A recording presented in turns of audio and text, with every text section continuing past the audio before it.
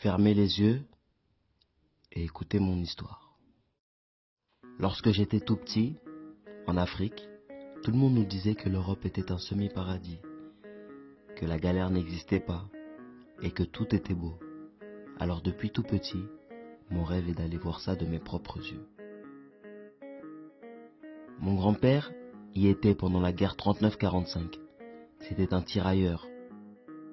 Ses souvenirs de l'Europe n'étaient toujours pas si roses, mais depuis, les temps ont changé.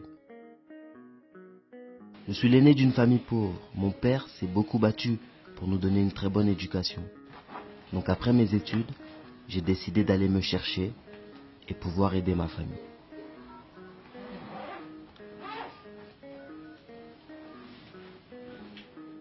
Dieu m'a fait cette grâce.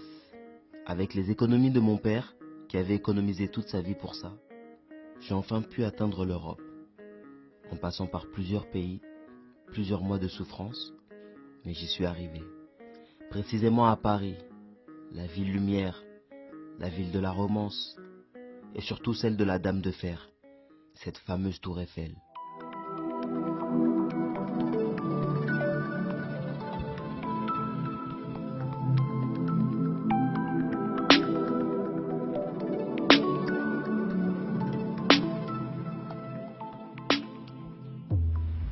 Arrivé à Paris, je m'attendais à un accueil chaleureux, voir de la joie partout, des sourires, surtout de l'aide.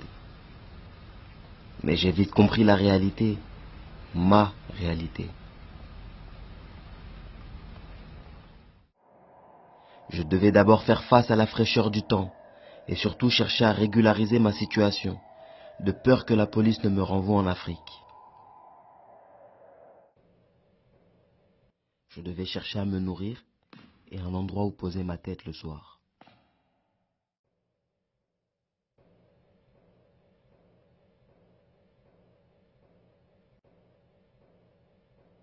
Il aura fallu que j'alterne avec 6, 7 petits boulots noirs pour pouvoir survivre. Bien faire mon ami, bien faire.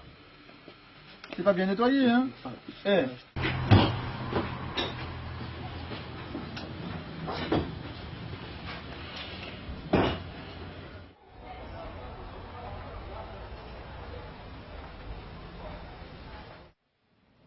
Tout était difficile. Un jour tu manges, un jour tu manges pas. Un jour tu dors au chaud avec 10 personnes. Le lendemain tu dors dans le froid dans la rue. Aucune famille en Europe. J'étais livré à moi-même.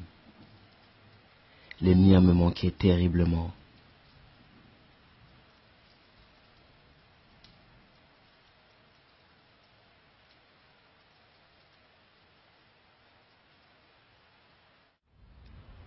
En Europe, sans papier, tu n'existes pas. Tu n'es rien.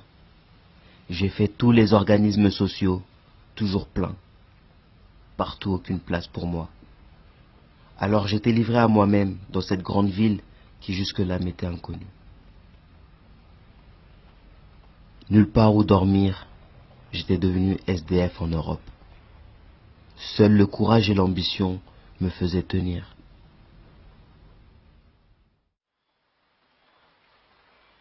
Un soir, je reçois un appel de ma famille.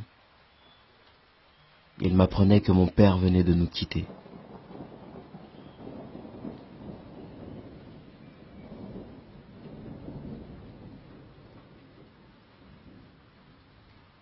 Tout s'est effondré autour de moi. Mon pilier était parti et je ne pourrais pas le revoir une dernière fois. J'étais coincé ici.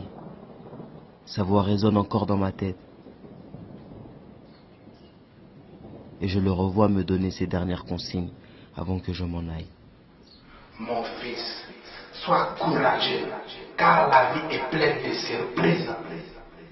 Si tu es courageux, tout ira bien dans ta vie, car la vie appartient aux braves. Je vous ai enseigné l'humilité et le respect.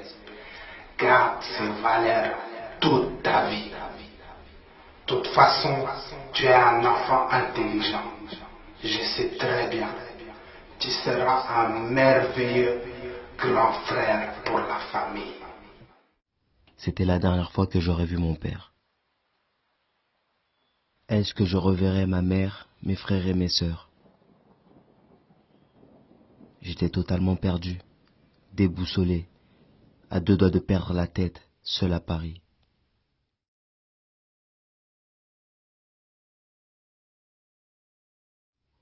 Et puis il y a des milliers de personnes dans la même situation que la mienne, et avec les mêmes rêves que moi.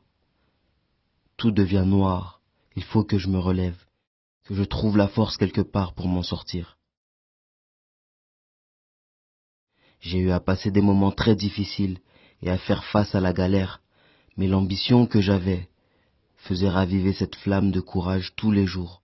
Je suis venu pour m'en sortir, j'ai fait cette promesse à mon père, j'ai la foi, je le ferai.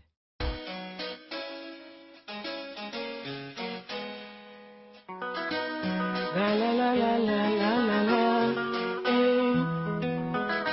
hey yo, oh yes, oh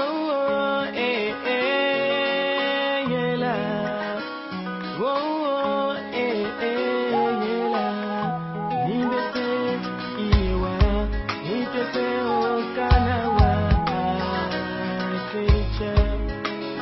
Commissaire de Bagnolet.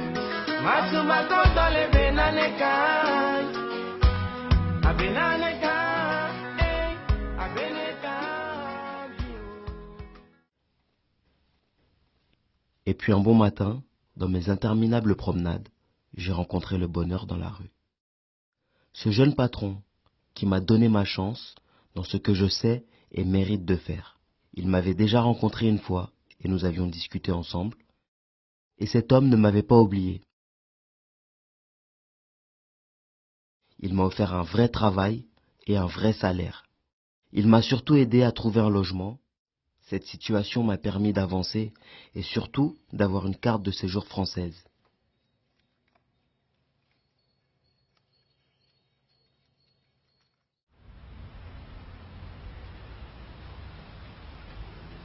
Dieu a exaucé mes prières. Je pouvais désormais envoyer de l'argent à ma famille et puis me construire une vie normale. Après tant de souffrances et de galères, je me sens enfin humain. Et cette victoire, je la dédie à mon grand-père et mon père. Miri le Gabonais. Si c'est que le Kalilou. Akela kobaye ne